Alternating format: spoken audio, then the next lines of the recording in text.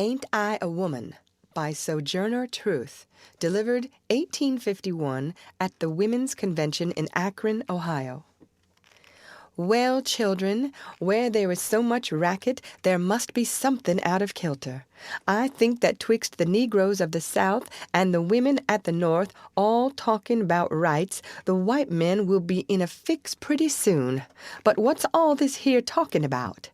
That man over there says that women need to be helped into carriages and lifted over ditches, and to have the best place everywhere. Nobody ever helps me into carriages or over mud puddles or gives me any best place. And ain't I a woman?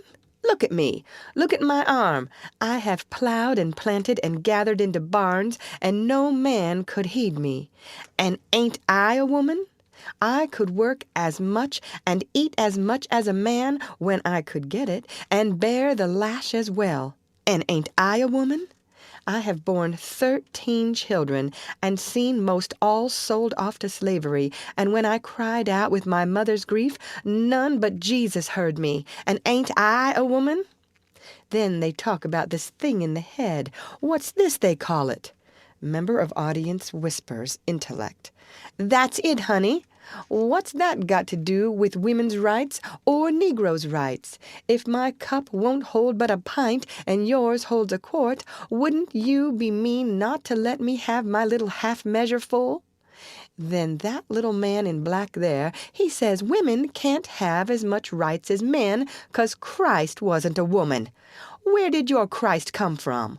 Where did your Christ come from? From God and a woman. Man had nothing to do with him.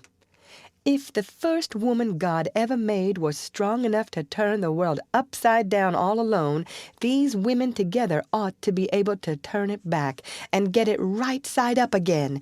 And now they is asking to do it, the men better let them. Obliged to you for hearing me, and now old Sojourner ain't got nothing more to say.